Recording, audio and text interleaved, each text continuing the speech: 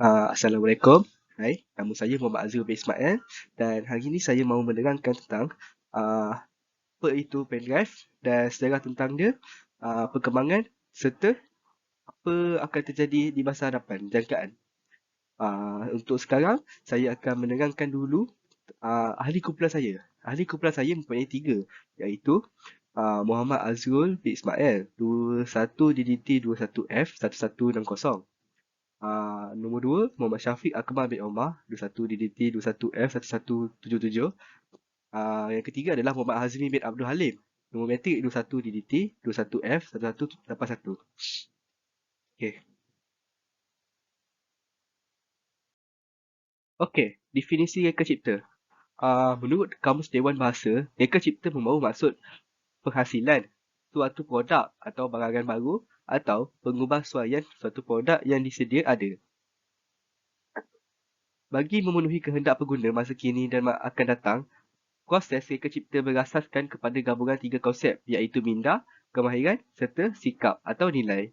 Ketiga-tiga konsep ini digabung bagi menjalin dan menyelesaikan suatu masalah dengan melaksanakan aktiviti pencetus idea, diterjemahkan ke dalam bentuk ilustrasi dan dihasilkan semula dalam bentuk prototype atau model.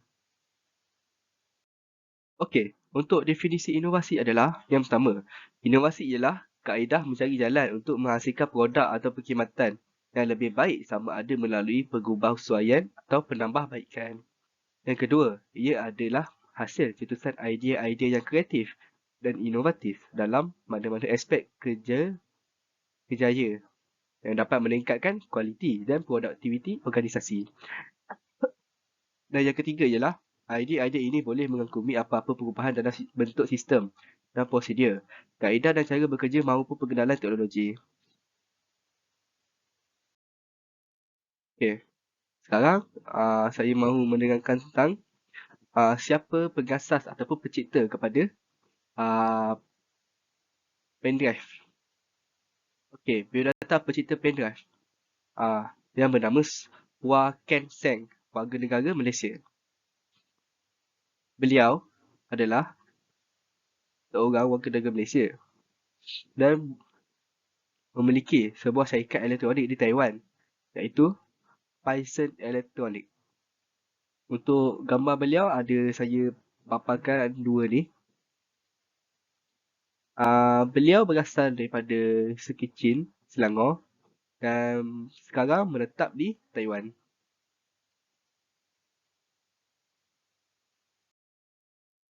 Okey, saya akan menerangkan apa itu kelebihan yang ada terhadap pendrive. Pendrive adalah sebuah peranti storan ingatan kilat yang disepadukan dengan antarmuka USB. Itu USB yang sambungan kepada USB, laptop, komputer. Dia dapat memindahkan fail antara satu device ke device yang lain dengan menyimpan satu data ke dalam pendrive dan pendrive itu memiliki data yang disimpan dan dapat dikongsikan dengan device lain dengan hanya mencocokkannya, menyambungkannya. Okey, pendrive mempunyai saisan kecil dan mudah disimpan di dalam poket. Maksudnya, pendrive mudah untuk disimpan dan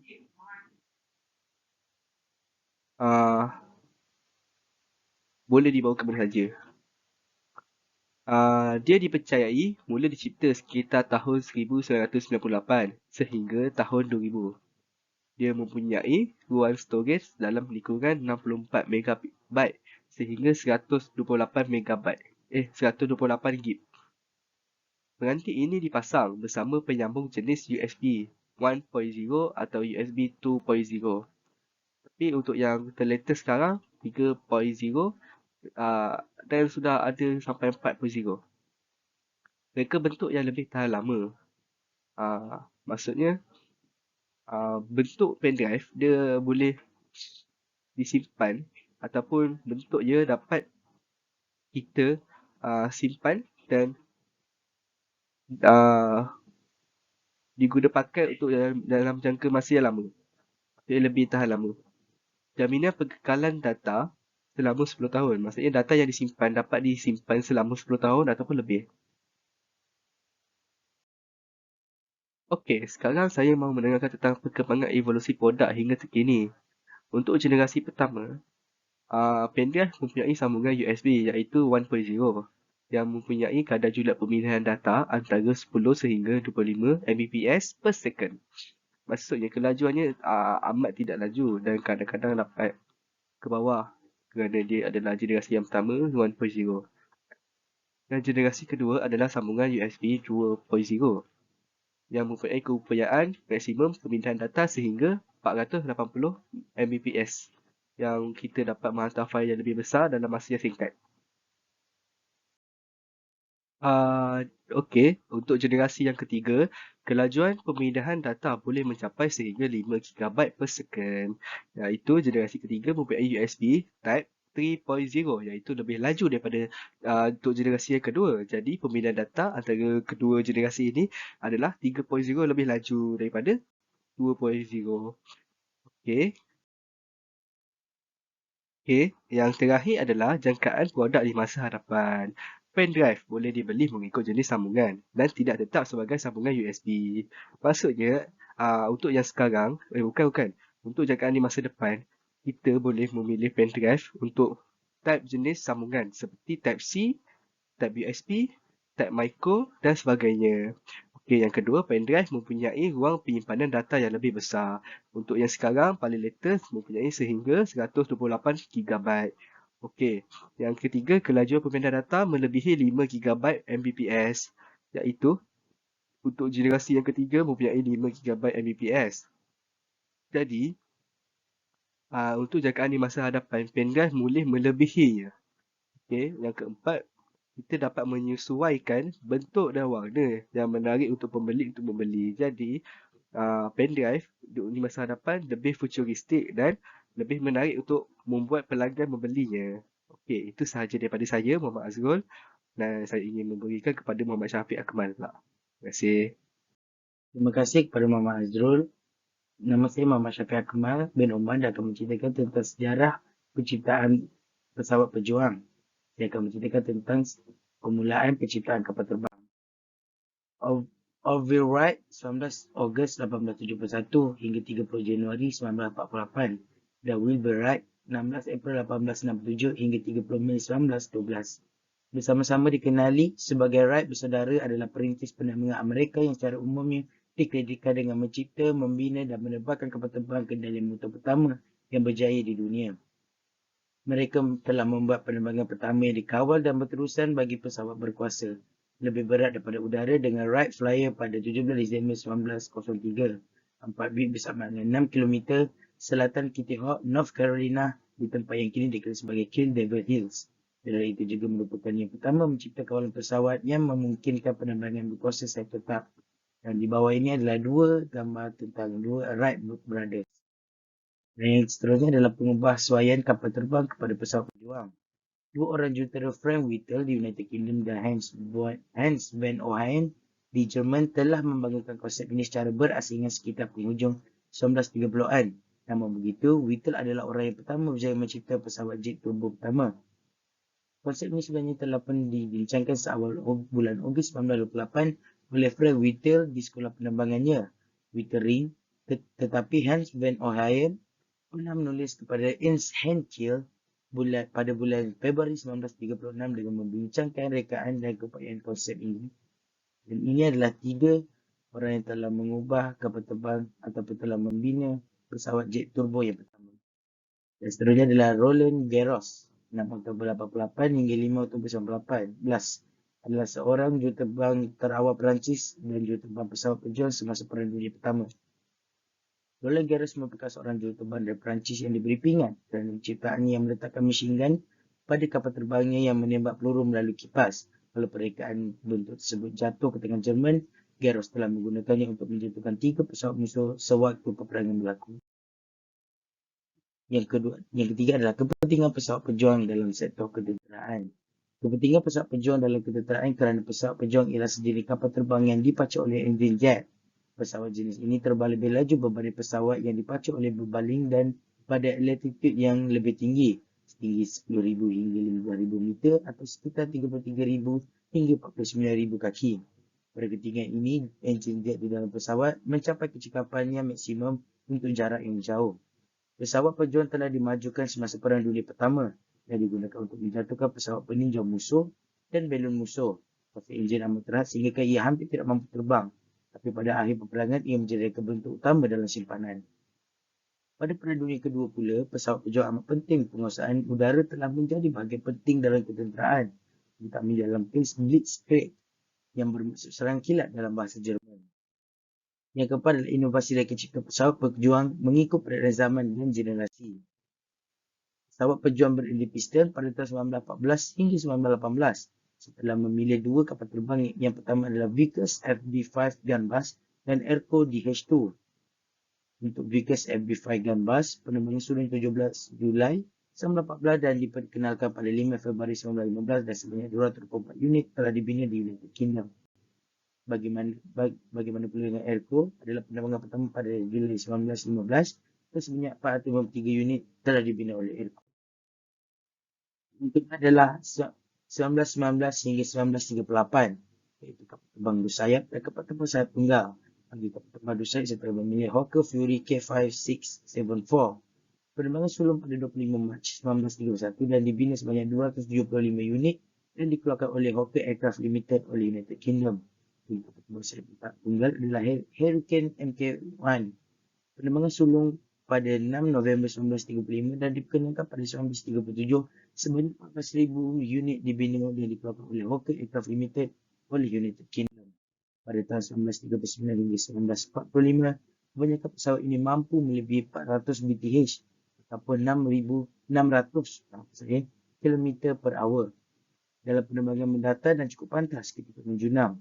Setelah memilih Gloster Meteor. Gloster Meteor ini telah direka oleh George Carter dan membuat penerbangan sulungnya pada 5 Mac 1943 dan diperkenalkan pada 27 Julai 1944. Dan sebanyak 3,900 unit telah dibina.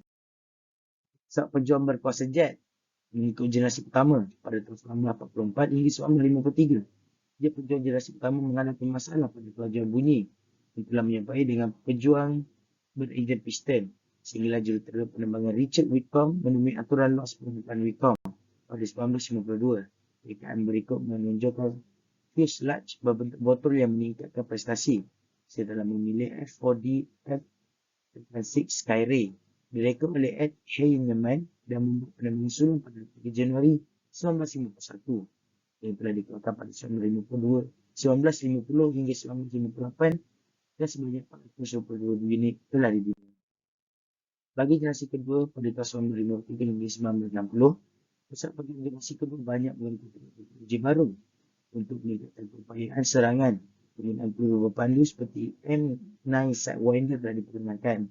Seperti gambar telah saya berikan, ini merupakan salah satu peluru berpandu yang telah digunakan pada zaman itu. Gugusan utama semasa era ini adalah pesawat pejuang pengebom seperti F-105 Thunder Chief dan pesawat pemintas seperti F-104 Starfighter.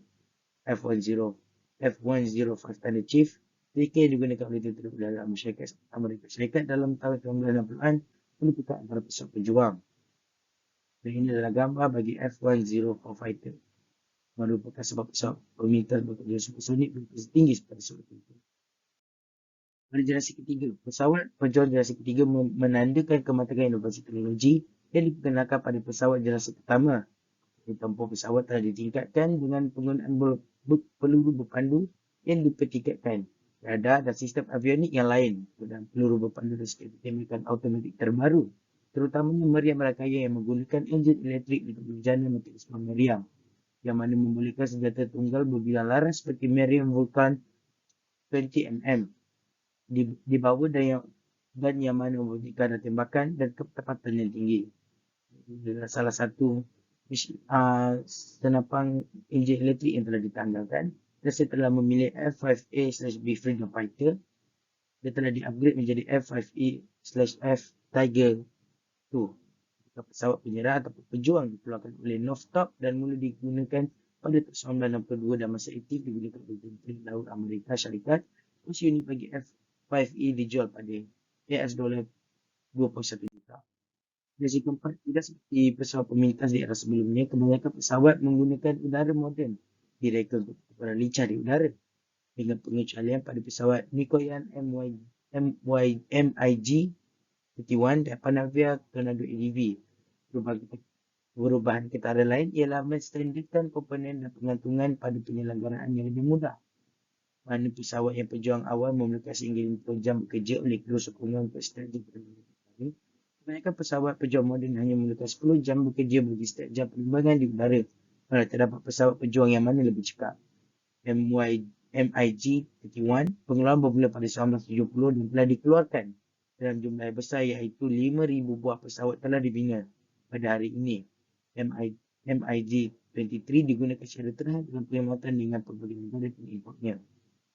Bagi Panavia Tornado ADV daripada British Aerospace, dahulunya British Aircraft Corporation, MBP dari Jerman Barat, dan Alenia Aeronautica dari Itali.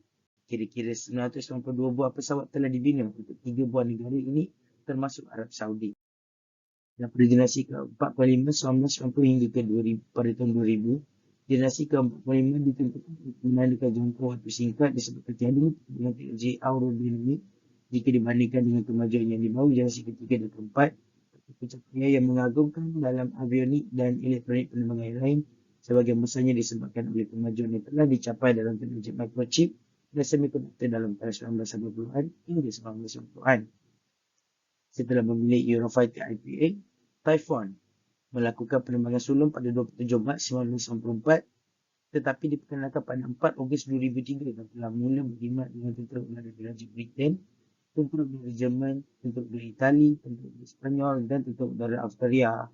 Arab Saudi pula telah memeterai penjajahan kontak bernilai GB 4.43 bilion sekitar 6.4 bilion euro pada 2007 untuk membeli 70 pesawat Typhoon ini. Pada generasi kelima, daripada pesawat ini hanya pesawat FA-22 Tempatan AS telah dikeluarkan pada tahun 2004 dan sedang beroperasi.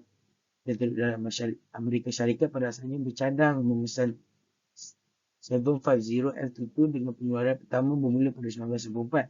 Selepas penilaian pesawat utama pada 1990, pengeluaran telah dimulakan pada 1996 dan menghasilkan sejumlah 644 pesawat pejuang.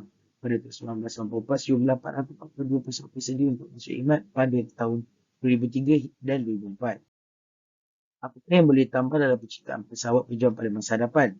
Antara perkara yang boleh ditambah dalam penciptaan pesawat pejuang pada masa hadapan dalam generasi seterusnya adalah dengan dapat membuatkan pesawat pejuang dapat terbang dengan lebih tinggi dan dapat dibawa dengan tingkat laju yang lebih tinggi dari generasi sebelumnya. Dan dapat menjadikan pesawat pejuang dan adanya ciri baru seperti mod aluminium dan pesawat pejuang. Jadi daripada saya, sekian, terima kasih. Hai, Assalamualaikum. Nama saya Muhammad Azmi bin Abdul Alim. Dan sekarang saya akan menceritakan tentang produk telefon. Telefon ini diasaskan oleh Alexander Graham Bell. Dia berasal dari Edinburgh, Scotland. Beliau merupakan pencipta, saintis dan jurutera yang dikreditkan dengan mematenkan telefon praktikal pertama. Beliau juga mengasaskan syarikat telefon dan telegraf Amerika AT&T pada tahun 1885.